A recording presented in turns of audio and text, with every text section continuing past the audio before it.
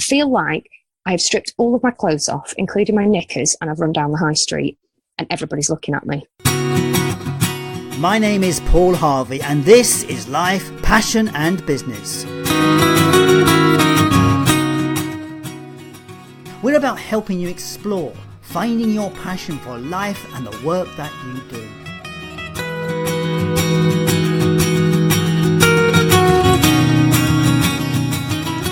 But it's so much more than that. It's about finding clues to the big life questions. What does it mean to be successful? What is the meaning of life?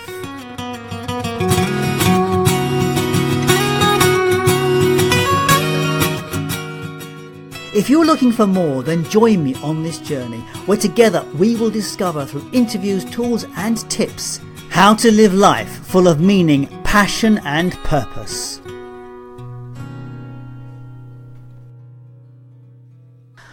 My guest on today's programme is Gemma Ray, and she's a lifelong performer and creative writer. She's been writing since she was 7 years old. Her career path was from the civil service to radio, starting as the traffic tart. Yes, traffic tart was on her job title on the contract. Her current business role is a communications coach, and she supports clients to communicate on all levels through any medium. She draws on her past experience as the radio presenter, vocalist, actress, public speaker and event hosting, and she transfers those skills to clients through the coach media of coaching. So Gemma works with a number of business owners, influencers and career climbers to increase confidence and improve their storytelling. But as ever, we're here to talk about the person and not the career. And Gemma has just become a published author, and that is a story worth sharing. Gemma had a successful life as far as anyone could see from the outside, but it was not working on the inside. And that road to self-discovery and reconciliation with herself also led to a breakdown. It was the process of recovery from that breakdown where the idea or the possibility of writing a book was born. Now that book sat in her mind for quite a while before actually hitting the page, and it would not have seen the light of day without a friend pushing her to get the job done. Do it now. And within the space of just 1 hour, it was mapped out and the first chapter was written. The book is called Self-Discipline. It is a how-to guide to stop procrastination and achieve your goals in 10 steps. Now listeners, there is a Kindle offer on this book operating now until the 13th of December. So if you want to get a copy of this book at a really amazing price, get to Amazon now. The book is called Self-Discipline by Gemma Ray. This interview is the real story behind the book, what it feels like to publish and promote your work. Apparently running naked with no knickers and unshaven legs. It addresses the big issues around getting stuff done. We touch on some of the tools and tricks in the podcast. We also talk about mental health and the wellness spiral and all of my usual questions of life, passion, success and purpose. Gemma is a natural speaker and this is a fun, livelier journey about real life while living in a caravan. I hope you enjoy the conversation with Gemma Ray. Welcome to Life, Passion and Business, and today I am delighted to have with me Gemma Ray on the line. And like a lot of my connections, of course I ferret them out from online, and Gemma had written a new book and I was intrigued by the book, and so we reached out, and of course it's perfect timing for her and perfect timing for us as well. So Gemma, welcome to the programme. Good morning, hello. Hello. So, okay, how did you get here? This is a stock thing. I always ask people, what's the journey been? Because obviously you're now a published author. I know. Scary. I'm sure there's been a journey towards that place. How did you...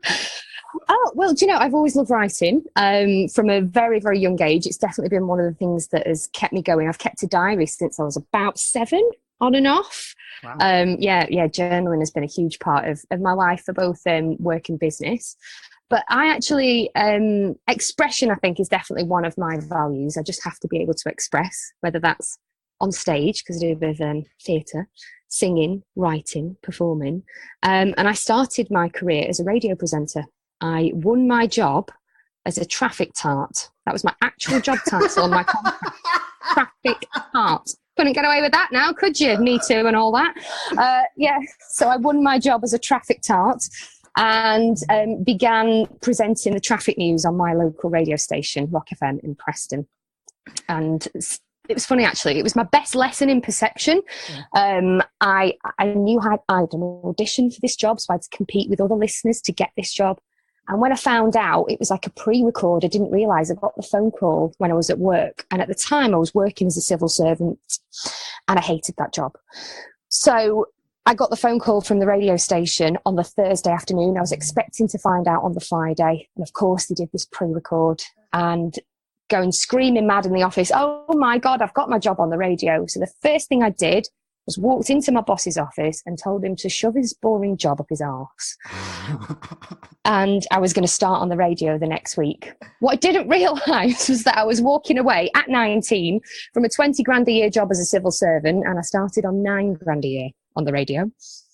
And that was the best lesson in perception that I've ever had, because it made me realise that things aren't always as they seem. And so my career has taken me through radio, copywriting, sales, but also into PR and marketing as well. And my company, I have a company called Bragging Rights, because it is all about sometimes the bragging rights that you can get from whatever you've put out there in life, you know. And so, yeah, that's kind of been my journey, is moving into, I've always sold something now, whether that's a song on the radio, a local client, a concept, now it's a book. It's always kind of got its heart in sales, I suppose. So the passion is the communication, the writing? Definitely, yeah. The passion is definitely communication. So I kind of badge myself, because it's really difficult to explain what I do, you know, and all the gurus would tell you to stick to one thing for marketing purposes. So stick to one thing, but it is quite difficult to blend everything that I do. So I call myself a communications coach. And I help businesses to communicate, sometimes internally with their own staff, sometimes with themselves, but a lot of the time it's out to their relevant audience in a medium that's right for them and their business. It sounds we do a similar job with different titles. Yes. Yeah, possibly. My family basically call me a gobshite. And Chandler, because, you know, like Chandler on Friends, nobody knows what he does. My whole family call me Chandler. Okay. So, yeah. It's funny, you know, like one day I can be helping a client get TV coverage. I can be writing a eulogy for somebody's loved one's funeral, and I can be shooting a video for social media or something. So it's very, very varied, very different, but fundamentally it all comes down to being able to express the right message to the right people.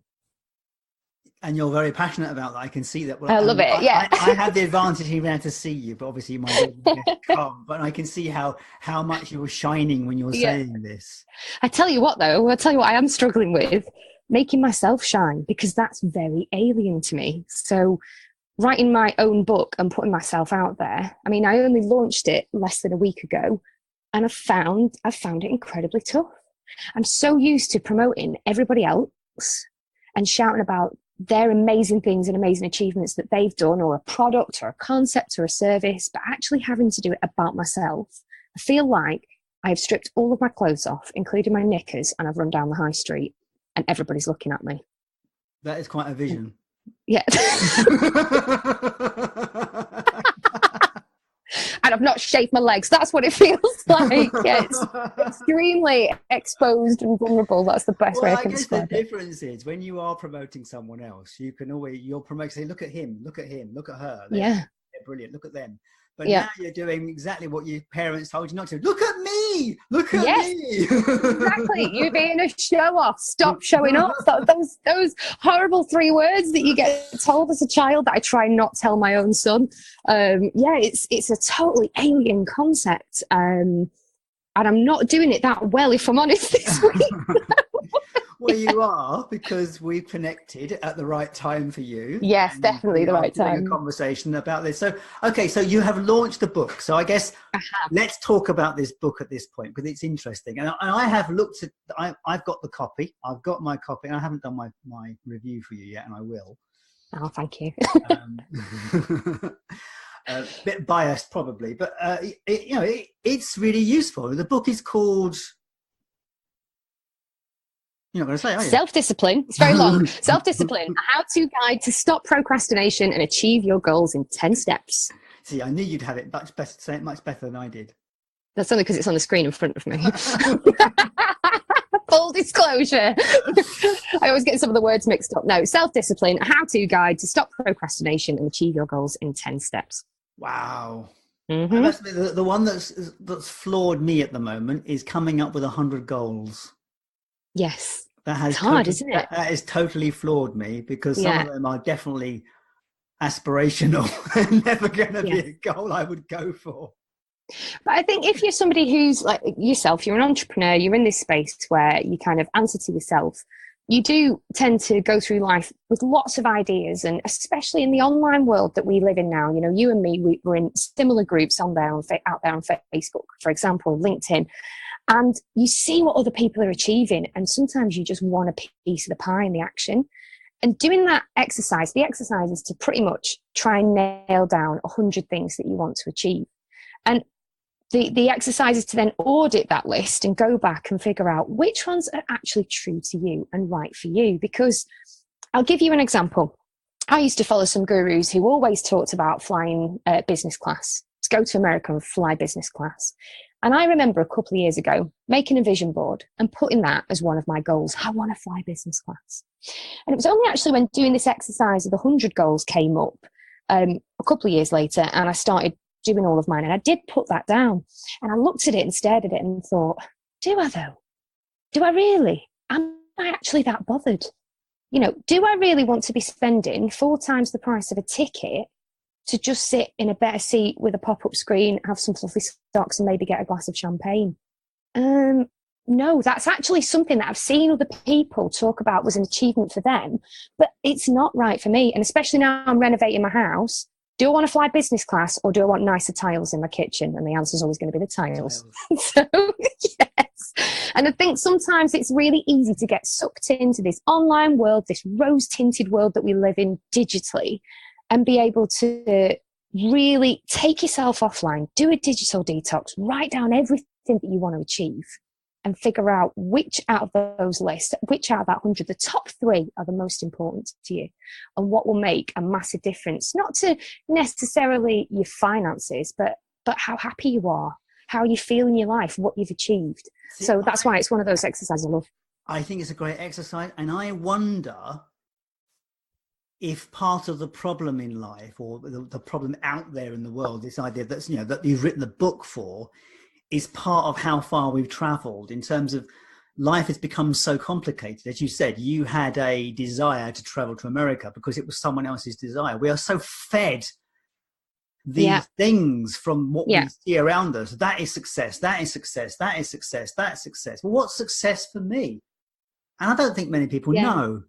I don't think many people know either. I think I'm still struggling to know. Well, let's have that conversation. So, you know, we were all sold this idea of success. I mean, I grew up, all right, I'm 55, and I grew up with the concept of study hard, work hard at school, get exams, you know, get a good job. And my mother said, get a job. Doesn't matter what job, get a job and stick with it. That was my mother's career advice, which unfortunately I did take.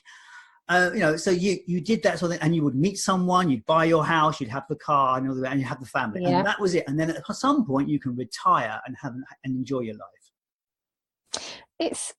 It's kind of like in the reverse, it has completely gone. And I think I talk about this in the book. There's a brilliant guy called Sean Achor who wrote an amazing book called The Happiness Advantage, right? And he's got a great TED talk on it as well. So search for Sean, SHAWN, Achor, ACOR, on TEDx or TED Talks. It's 12 minutes long. But he talks about success, and we're never going to achieve success as human beings, because once we get there, we move the goalposts. So I use in my book an example, because I've come from that sales background. So in the past, when I worked in radio sales, let's say, for example, in March, our target was to earn 20 grand that month for our department. If we hit 20 grand, we got a bonus. Brilliant.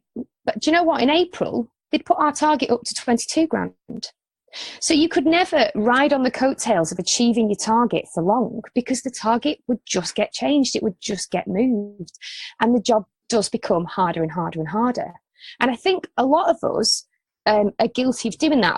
You know, myself at the moment, we are renovating a house, and my husband, God love him, is just waiting to move in. And it feels a little bit like, I'll be happy when we've moved in the house. I'll be less stressed when we're in the house.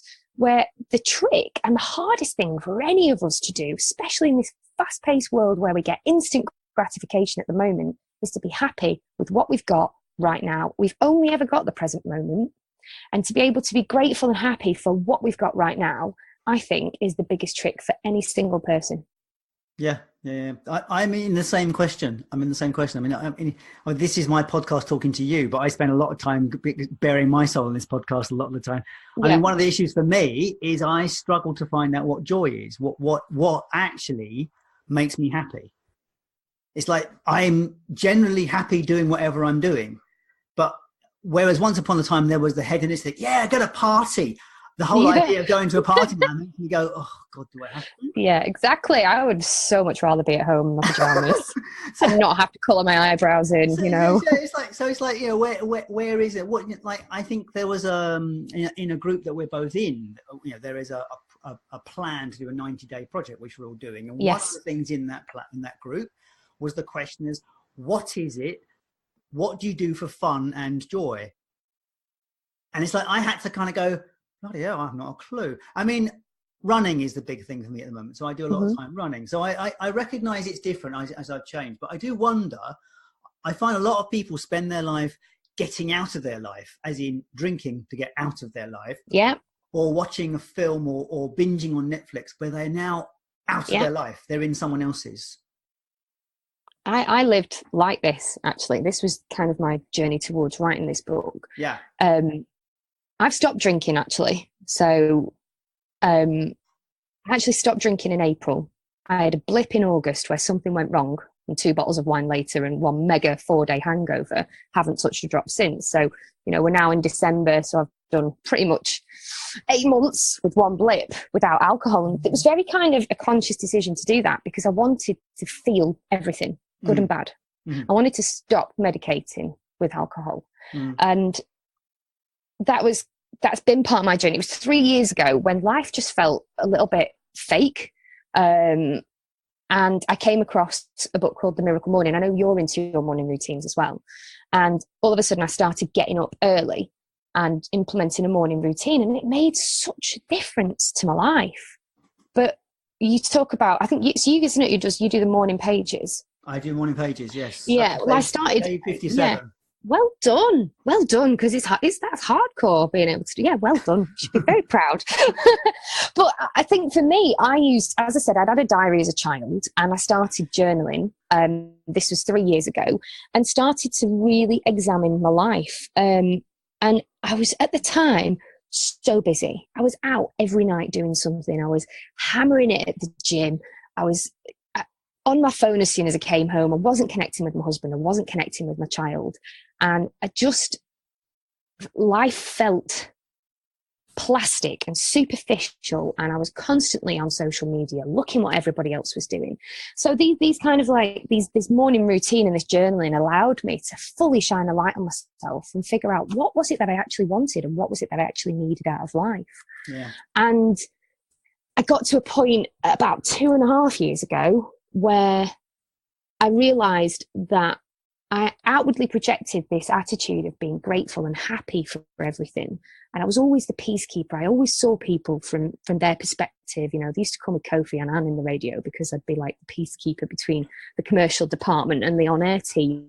And I always saw both sides to every story. But my own story was kind of like stabbing me in the face. And it took me a long time to realize. And my biological father, a guy called Tony. I don't call him dad because I was very, very lucky that when I was 5, 6, I got my dad, who my mum married when I was 6. But my biological father, Tony, I realised that I'd hated him with every fibre of my being for 30 years, to the point where even the mere mention of his name would make me feel sick. I would have like a physical and an emotional reaction to even thinking about him, shaking. And my child had turned 5 in this particular year. And I think watching my little boy in his first school play, you know, his first day of school, the first school shoes we went to buy, the first time he brings a reading book home, it ate away at me that year, because it was like, how could he Tony walk out of my life at this point, because it is just so joyful. You talk about joy. Joy for me is my kid, you know, looking at my kid and watching him, and it actually just ate away at me.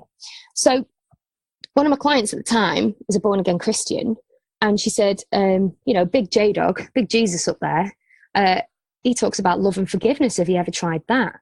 And it was like a lightning bolt, you know, like they say, just hit my head. It's like, oh my God, yes, of course. I've spent 30 years hating him.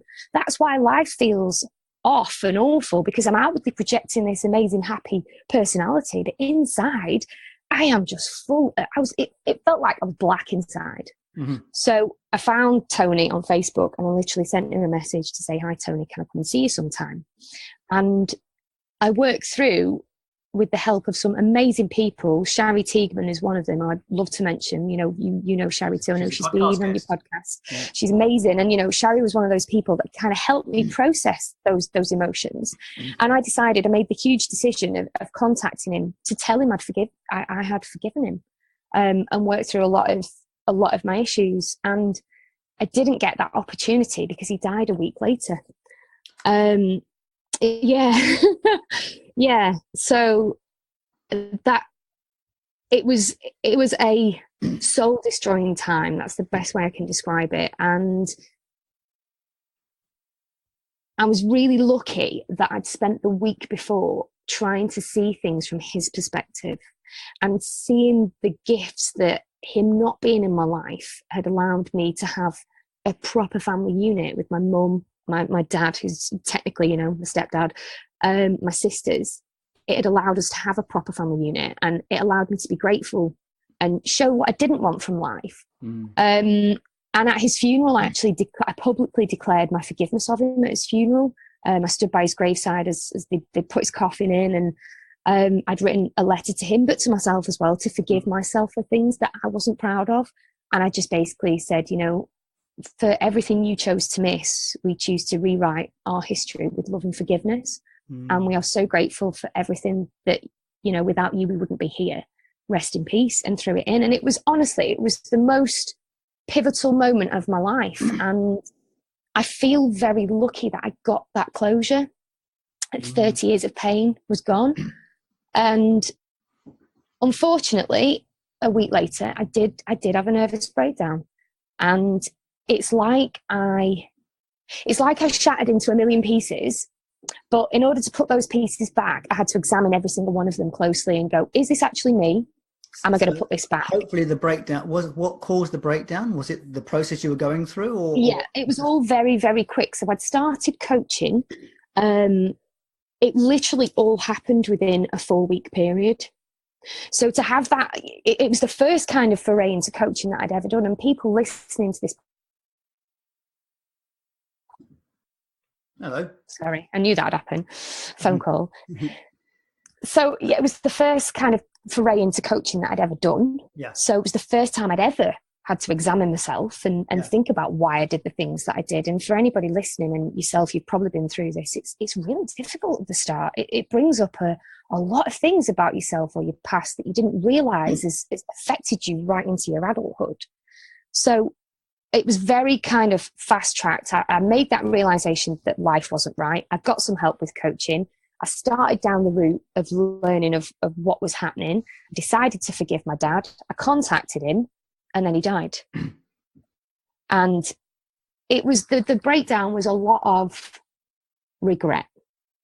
You know, it's dealing with those demons that we hold in some ways. And I know exactly where you've come from and been there. Never went to the breakdown from it, but I know what you mean. And I think like mental health has definitely moved on, even in the last 2 years. And at the time, it was not something I ever even thought to go and see my doctor, get some medical help.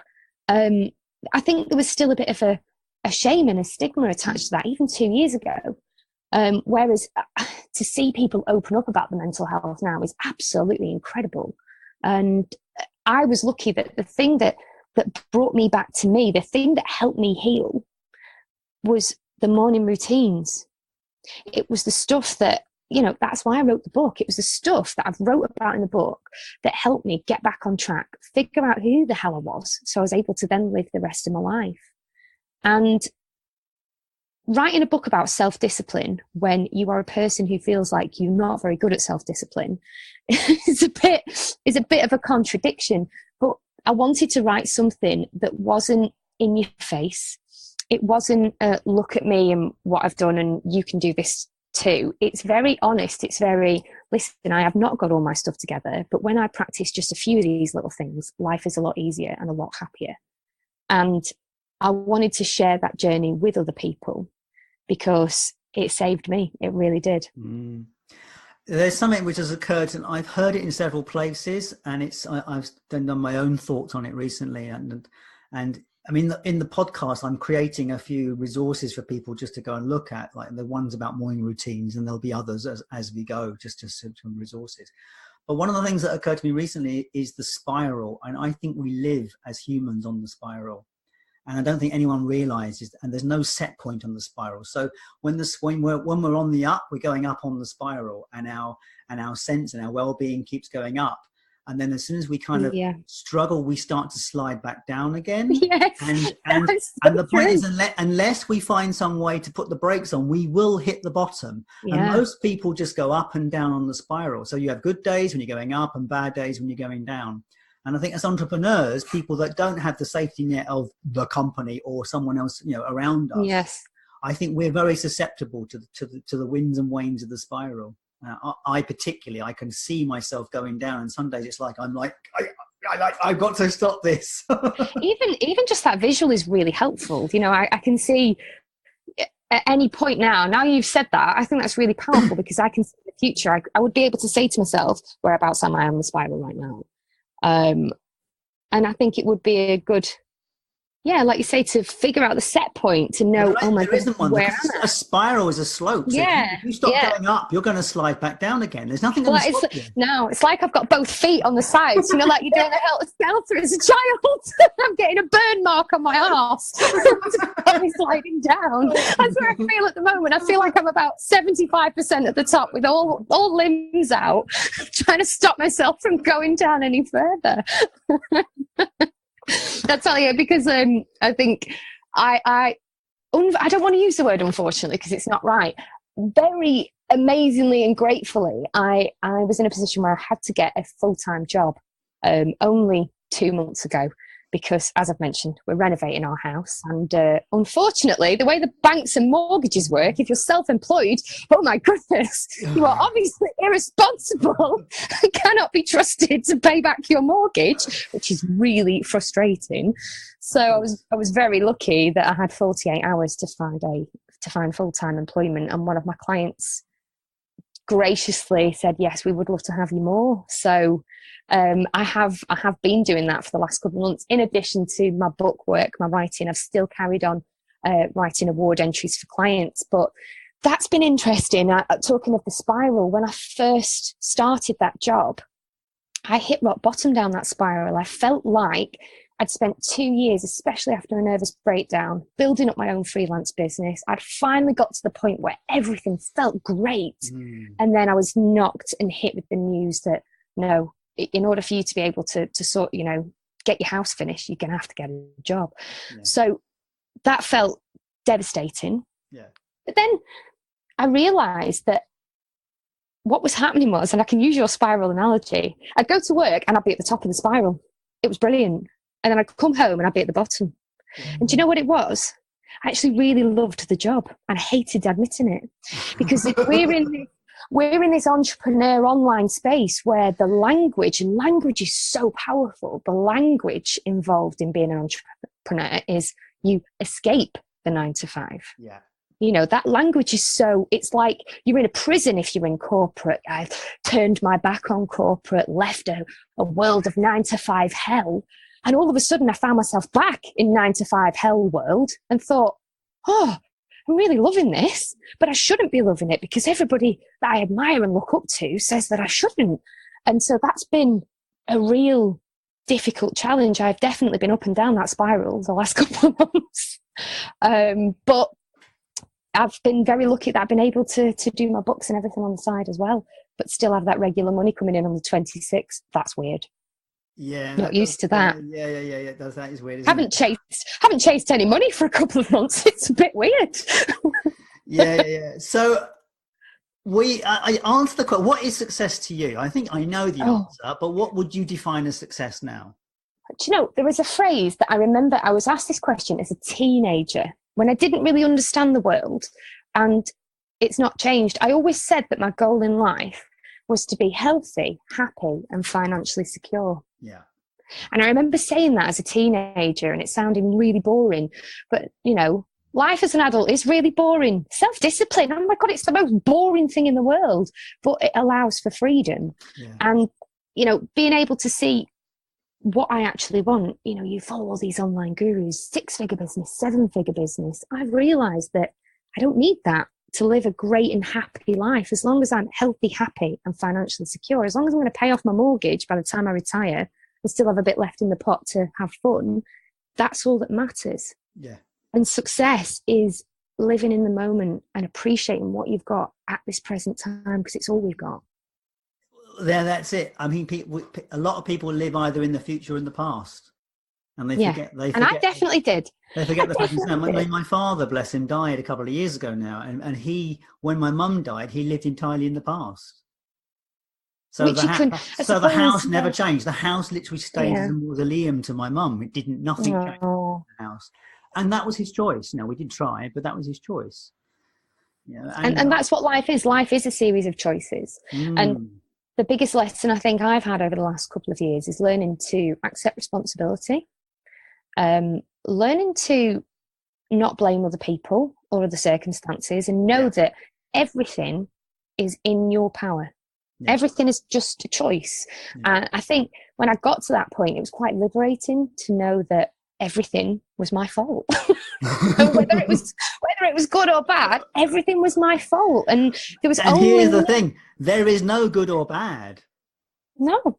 And only you can choose how you feel. Hard thing for people to realize. There ain't no good or bad. I know life can deal with some really shit things at times, whether that be illness and all sorts of bits and pieces. Yeah. But it's not good or bad. It just is. It's how you how you hold that thing. And I was talking to someone this morning. She said to me, she's just signed up on a course, someone's marketing course. I said, "What made you sign up on the course?" She said, because her and I are in contact. She said, "Oh, I was so inspired by the leader because she has a speech impediment and she has arthritic hands, and she still managed to create this thing, and it's brilliant." And then it's like, now, you know, this woman who obviously has struggled with Louisa and has still managed to create something that people find useful.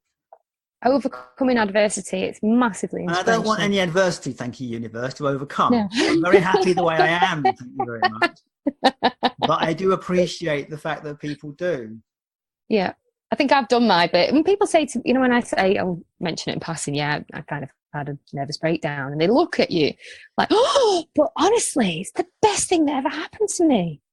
It really is. I'm at the time, it was hell.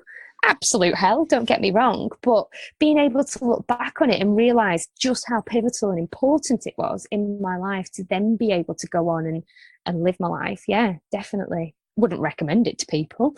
And you need to take care of yourself because you've been there once, and so there's always you need to make sure that you look after yourself in terms of the signs and recognise the signs. And I have some people that have done this journey a few times because they don't recognise the signs. They do the same thing, end up in the same place. So it's important to, as you say, mental health is something we need to take note of.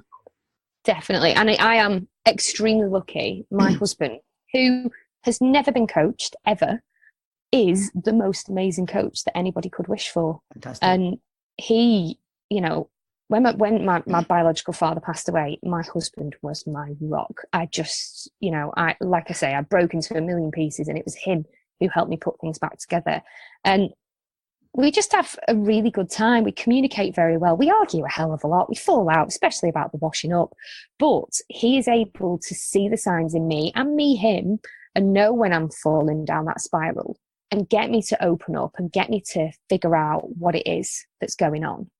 And I am extremely lucky that I have that. I have that in my life. But I think because he watched me fall apart and helped put me back together, it made him the best coach that I've ever had. That's wonderful. He really did, yeah. So very grateful to him. And bless him, he's building our new home, and he's physically building it himself.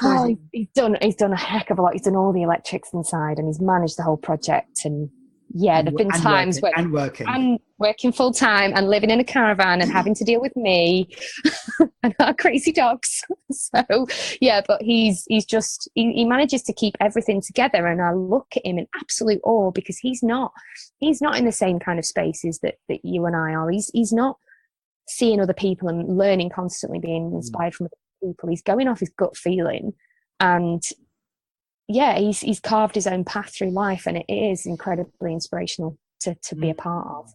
I'm very, very lucky. He's my best cheerleader. And he's really fit, and he doesn't realise. Now I'm going to look at some pictures of him now, aren't I? I am well punching. I'll find some photographs of him now. I'm going to look at my feet after this. So tell me, I always get to this point in the conversation when I'm talking to a guest, and it's a strange question. It's like, is there anything I should have asked you that I didn't? Oh. And the reason I ask this question, and I say this every time, is because I don't want you to put the phone down on me and go, I wish I'd said so and so. What would you say, given ultimately to say anything you wanted to? Putting my sales hat on now. Maybe you should have asked me how I get a copy of my book. Well, that will come. I'm sure there will be a promotional slot for you. Do you know what? Even just saying that makes me feel. Yeah, I can see you have cringe. Visually, you've chatted. If I was talking about a client's book, I'd have no problem whatsoever, at all. Yeah. Oh, that was horrible. No, I don't think so. I think we've had a really good one, really good chat, and I very much appreciate it. Okay, so all right, let's talk about the book then. I know we've talked a lot about the book, but there's always more to say about it. So stop cringing.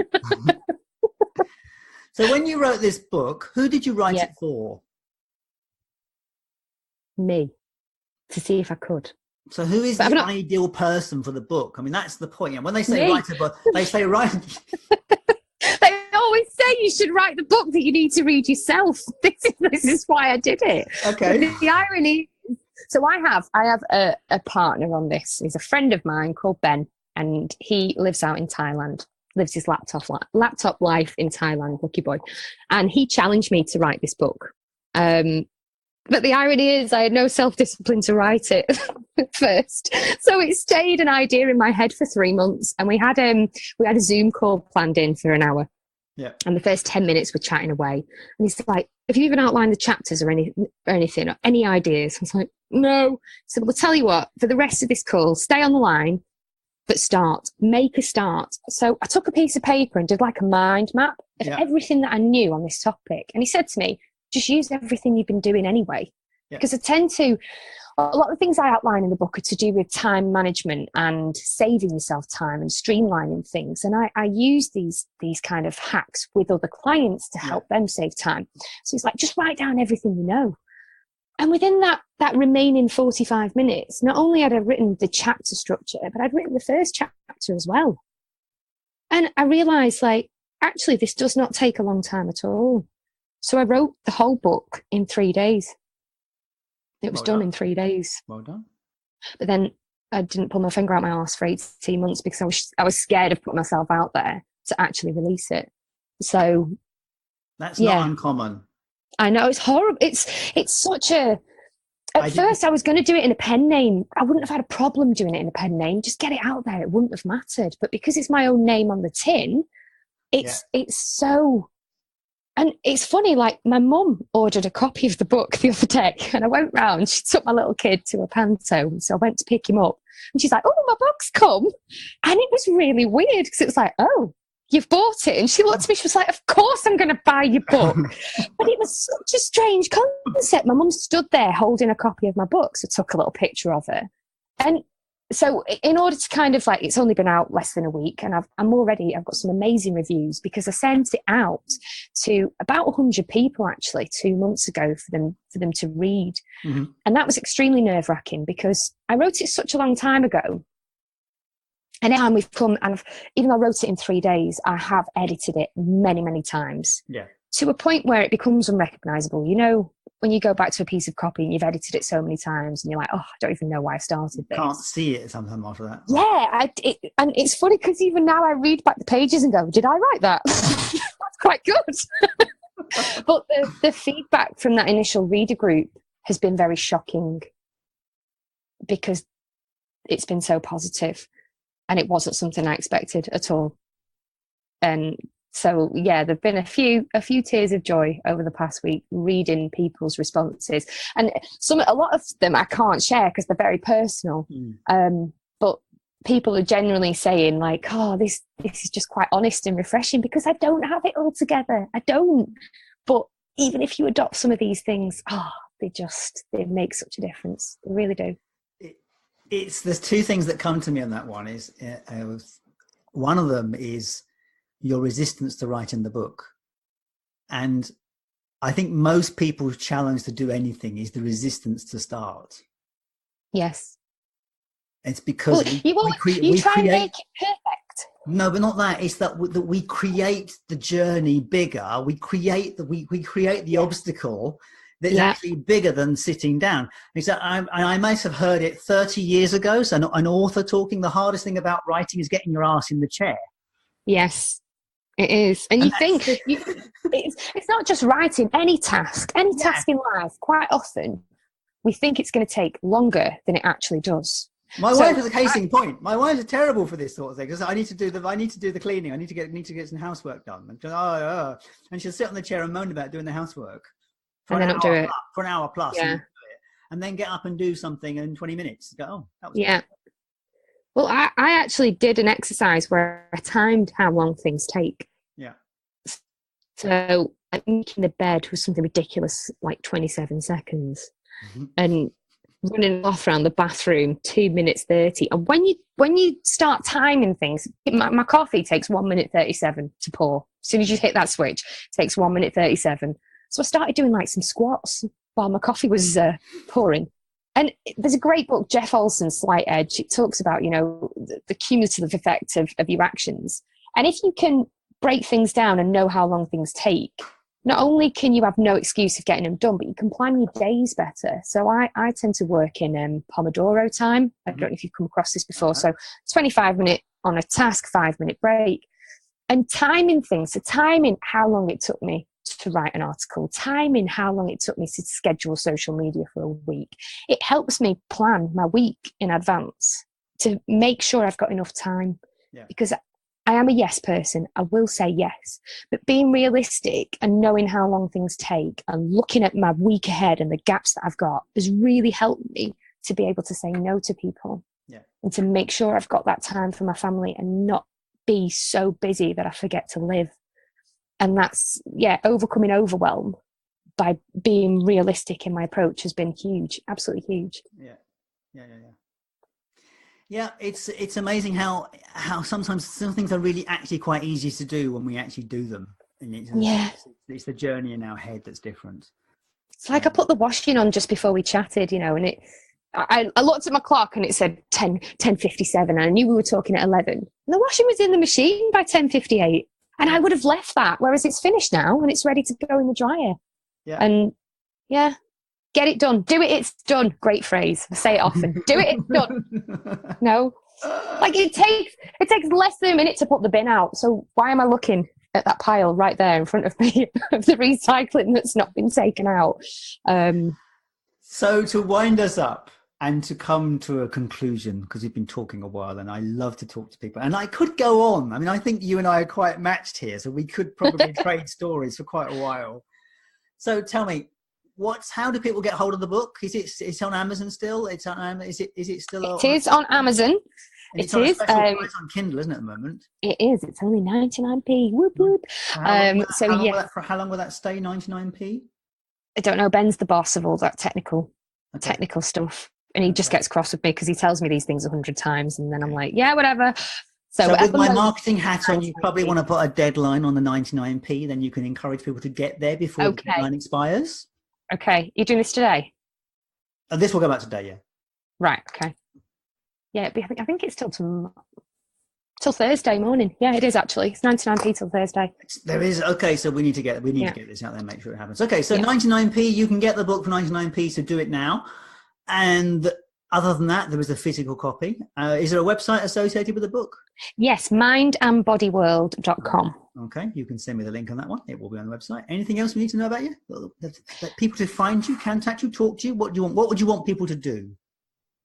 If people want to get hold of me, my own personal website is gemmaray.co.uk. And in addition to writing books, my ninja skill is award entry writing. So yeah, if anybody's looking to promote their business by winning awards, as long as you're award winning worthy, that's helpful. Yes, that's my ninja skill. Fantastic. Well, we'll sort that bit out then.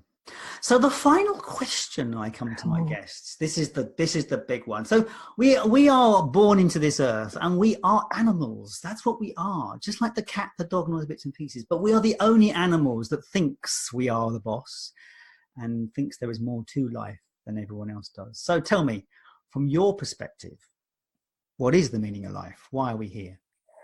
I don't know why we're here. That's the first thing. I haven't got a clue. But the meaning of life for me is definitely to live true to yourself. And I think in order to do that, you really have to not only get to know yourself, but really genuinely like yourself as well. Yeah, and that's a big trick for a lot of people. But being able to get to a point where you really, I don't use the word, some people say that you've got to love yourself. Sometimes I think that sounds a bit, but yeah, you've got to be able to like yourself, like what you stand for, like what you do, like the people, love the people that you associate with, because ultimately only you chooses how you feel. That's very apt, actually. There was I did my coach training with a guy called Duncan Coppock, and he wrote a book called The Self Factor. And the overriding factor in that book is that there's only one relationship in your life that's totally consistent, and that's the relationship you have with yourself. Definitely. It's the only relationship you can rely on, because it's the one you're born with and the one you die with. Yeah, I like that. What's that book called again? The Self Factor. The Self Factor. That's getting downloaded. So Gemma Ray, thank you so much for your time this morning. It's been great to be able to catch up with you in your caravan. Thank you very much for having me. I'm going to put the heating on now. I didn't put it on while we were talking because it's very noisy, but my feet are frozen. I did put my heater on because I live in a big house, but I don't heat in the daytime because there's no point. Oh, we're such grown-ups. Listen to us talk about heating. I don't want to be an adult anymore. Thank you so much. I shall talk to you again, I'm sure. Bye-bye. That was Life, Passion and Business with Paul Harvey and my guest, Gemma Ray. If you want to get that book, go to Amazon now while that Kindle offer is still open. Just 99p for my UK listeners. All of the other connections to Gemma will be available at the website Life, Passion and Business under the podcast player on the relevant page. So thank you for taking the time to listen to these shows. I really appreciate your time and attention. And remember, you can support us with a review in your podcast app or on iTunes. So thank you very much for listening, and I will catch you later.